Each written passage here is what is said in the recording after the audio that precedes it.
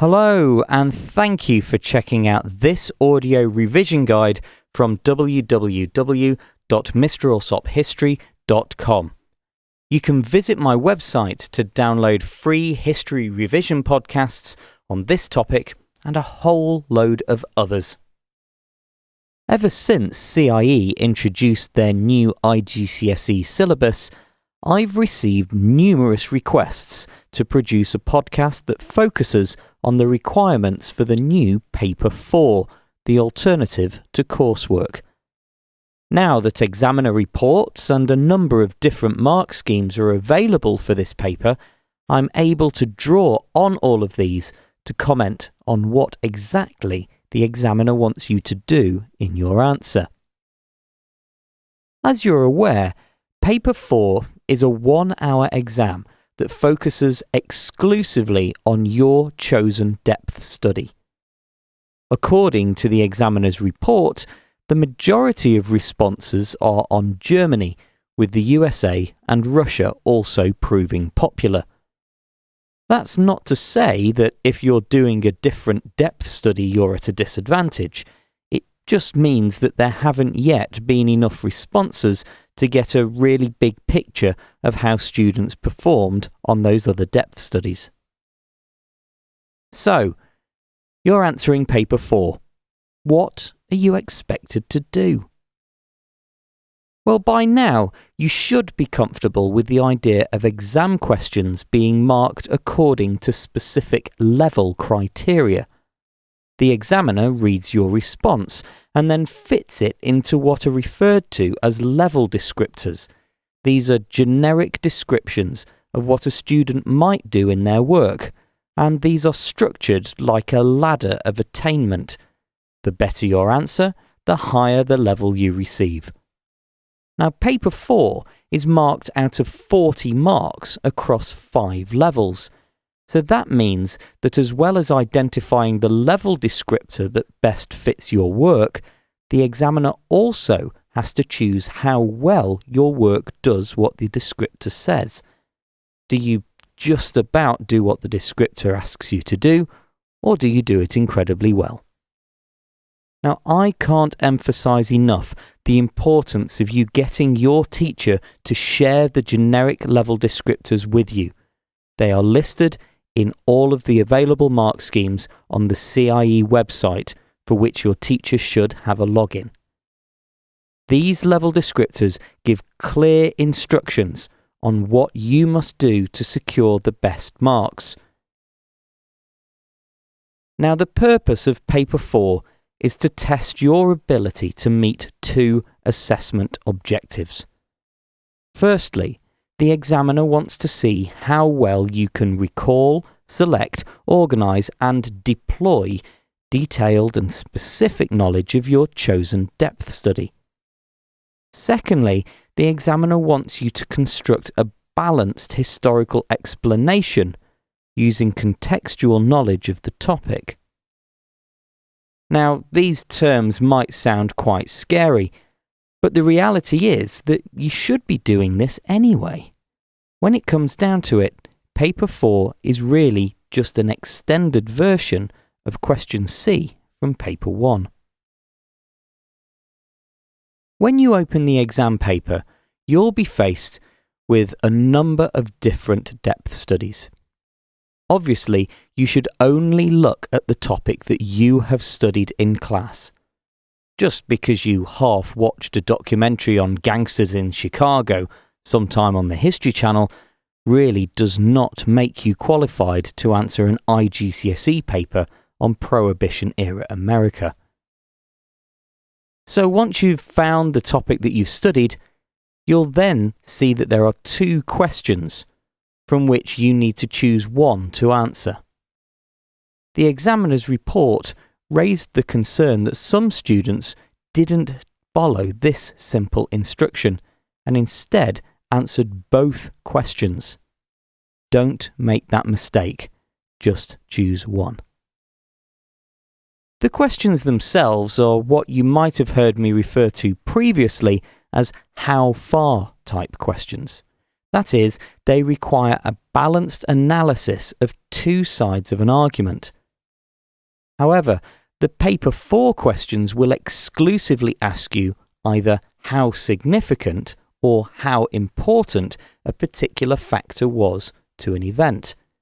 In fact, of the 56 questions that I've so far seen across all the different depth studies, exactly half ask you how important something was, while the other half asks how significant. You need to make sure you spend a bit of time focusing on your choice of which of the two questions you want to answer. That may seem obvious, but this one question on Paper 4 is worth 27% of your total IGCSE grade, so you need to choose wisely. Make sure that you read the questions closely, focusing on the specific terms included in the text and on any dates that are given. Some of the questions give a specific time frame, such as the 1920s or after 1934, so you must ensure that all your examples are drawn from that exact period. Anything outside those dates is irrelevant, and it won't gain you any marks. Remember also that the question requires a balanced response. In addition to the factor given in the question, you must ensure that you have enough knowledge of other factors to be able to provide a sufficient counter-argument. The examiner's report recently highlighted that good responses were often briefly planned to examine a range of material that could be used to address the question in a balanced style. Planning is therefore vital, as you have to focus closely on just one question for the whole hour. I therefore strongly suggest that you consider drawing a comparative chart in which you briefly note down evidence and examples on the two sides of the argument. You can then refer back to this as you progress through your answer, and it should help you keep on track.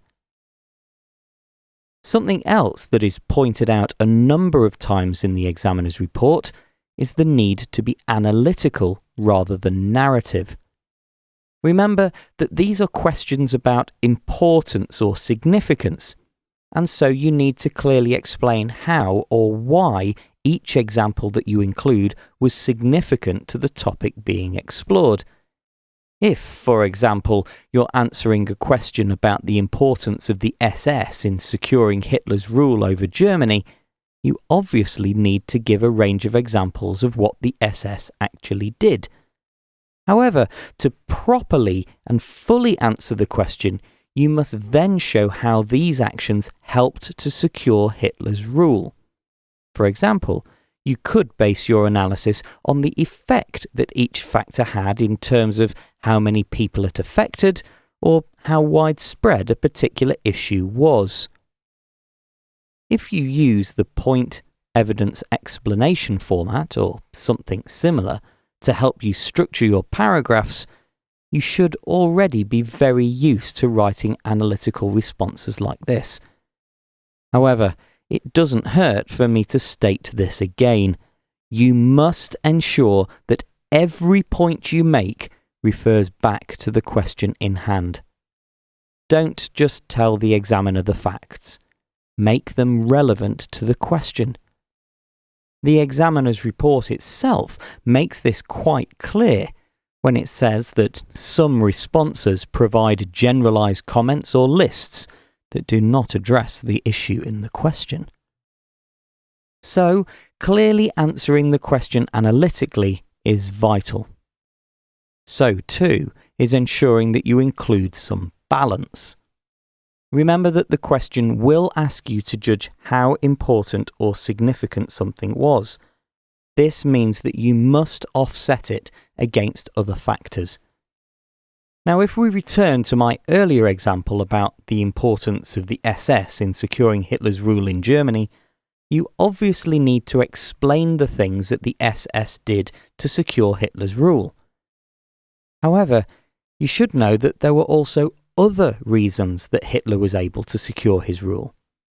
To gain the highest marks on the exam, you must discuss these as well. Paper 4 therefore requires that you have a very detailed knowledge and understanding of the issues that you're talking about. This isn't called a depth study for nothing. Finally, the examiner's report states that the best answers make supported judgments and conclusions with a sustained line of argument. This means that your overall opinion, whether the factor in the question was the most important or not, should clearly match with the evidence that you present.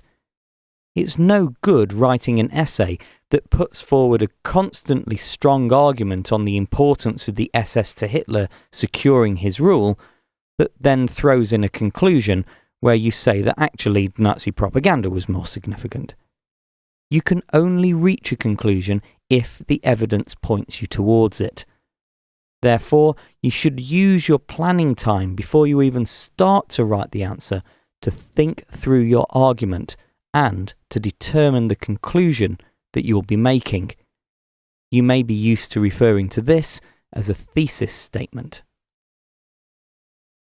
Now, to conclude, I'll summarise these things that you need to do to perform well on Paper 4. Firstly, select your question carefully. Ensure that you have a detailed knowledge of the specific terms and of the time frame stated in the question. Then, take a couple of minutes to sketch out a plan for your answer. This could be as simple as a 2-column chart where you list evidence that supports the question statement on one side and lists other factors on the other. As you then move on to write your answer, you need to make sure that every point you make uses specific and detailed evidence that is linked directly back to the question in hand.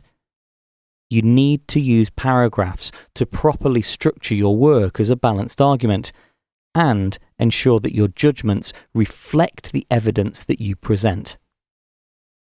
Ultimately, as I said earlier, Paper 4 is really just an extended version of Question C from Paper 1. It isn't anything to be scared of, but you must ensure that you explain every point you make with direct reference to the question.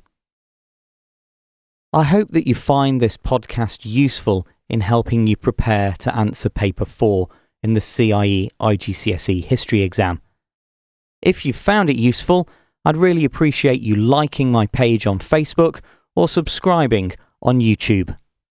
Good luck!